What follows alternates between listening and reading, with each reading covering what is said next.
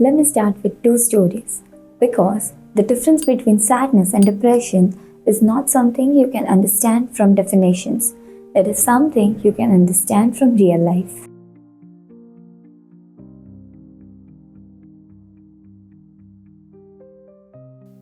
First is Maya. Maya goes through a breakup. The first few days are brutal. She cries randomly. Her chest feels heavy. Everything reminds her of that one person. She replays old messages. She can't focus properly. Food tastes weirder. Sleep is messy. But slowly, something shifts. A week later, she is still sad, but she laughs at her mean ones. She enjoys a cup of coffee. She answers a friend's call. 2 weeks later, she is still not over it, but she is back to functioning again, back to work, going on walks. The pain comes in waves, but it loosens its grip. That sadness, painful but real, but gradually it releases. Now, Daniel's story looks similar from the outside. Daniel loses someone close to him. At first, everyone expects grief, but weeks pass, and instead of returning to life, he starts disappearing from it. He's just not sad, he is irritable, numb, and withdrawn. He stops replying.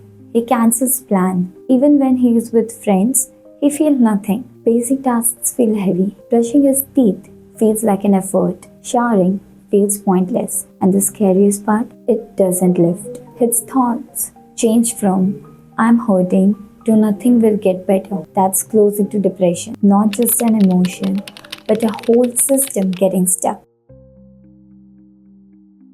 Here's the simplest way to understand it. Sadness is an emotion. Depression is a condition. Even simpler, sadness is like a mood storm. Depression is like whole climate changing. Sadness comes, hits hard, and eventually passes. Depression doesn't just make you feel sad, it changes how your brain and body work. Your energy, your sleep, your motivation, your thinking, your ability to feel comfort, your ability to function, your social connection, everything changes. So when people say depression is just sadness, that's like saying fever is just being warm. It's not completely wrong, but it misses the point. And like we discussed in earlier videos, our brain evolves with the environment and conditions around it. A lot of emotion exists because they served a purpose. Sadness acts like a social signal. When you are sad, your face changes, your voice changes, your energy changes. It's like your body telling your tribe, I'm not okay. I need support. That's why in healthy sadness, even when it hurts, you can still feel comfortable when someone shows up. A hug can help, a conversation can help, a good meal can help a little. It doesn't erase the pain, but it creates a little bit of relief.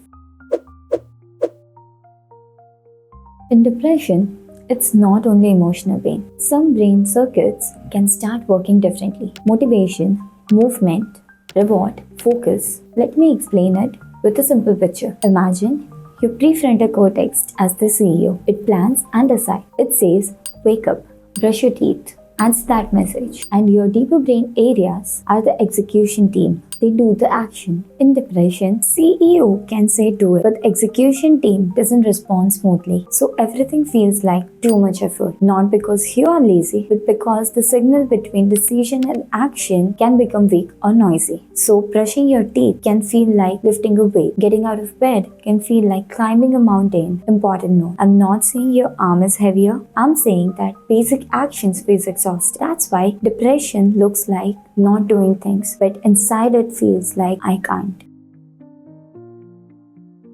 Now, let's get practical. If you're going through a rough phase, how do you tell the difference? Here's a simple checklist, not for self-diagnosis, but for self-awareness. Sadness usually has a reason. Failure, a fight, loss, breakup, stress. It comes in waves. You feel bad, but you still have some okay moments. You can still function. You can get up, go to work or college, eat, bathe, maybe with a little effort.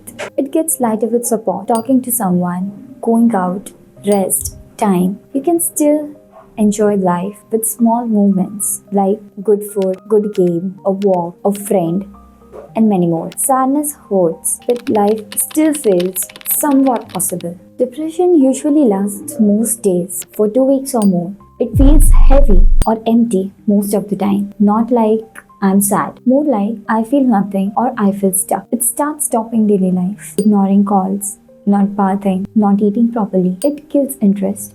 Things you usually like feels pointless. Sleep and energy changes. Too much sleep or too little, and constant tiredness and hopeless thoughts can show up. I'm a burden. Nothing will ever change. Depression is not just feeling sad. It takes over your time, energy, and hope.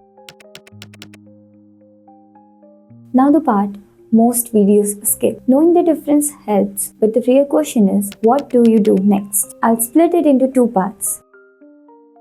If it's you and if it's someone you care about. When it's you, the biggest problem isn't knowledge, it is energy. Depression may feel action impossible. So you don't need a big plan. You just need a small repeatable ladder. Step 1. Use right sentences. Your brain might say, I'm weak, I'm failing, I'm dramatic, I'm lazy. Replace it with this. I'm not broken, I'm unwell.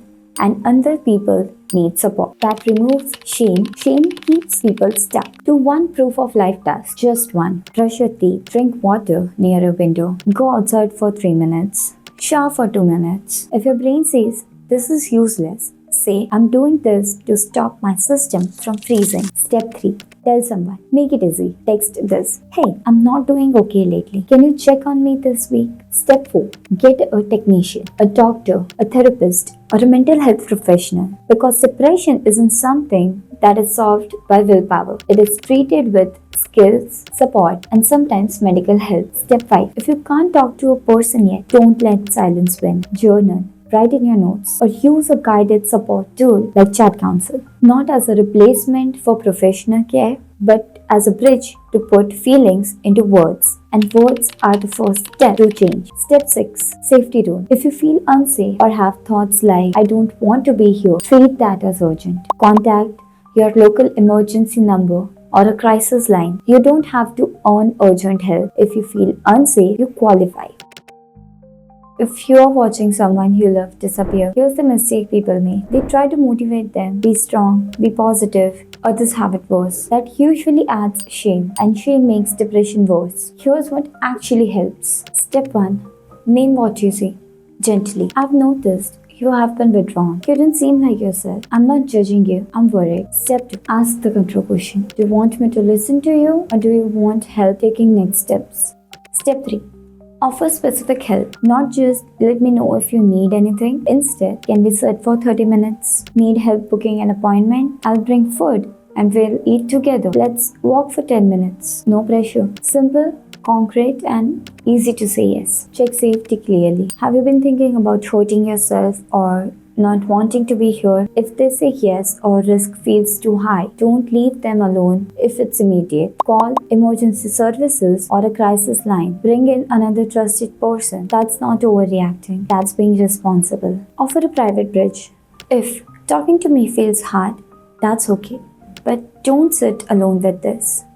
Journal or Chat Counsel can help you put it into words. And when you're ready, we can take the next step together. Step 6. Don't become their only lifeline. You can say, I'm here and I want us to get you more support than just me. That's not abandonment, that's proper support. Sadness can be intense, but you still have access to parts of your life. Small joy, small relief, small movement. Depression is when hurt turns into shutdown. Daily life starts slipping. Comforts disappear. Mind gets heavy. And your world turns smaller. And that's why the difference matters. Because the next step isn't the same. When you name it correctly, you stop blaming yourself.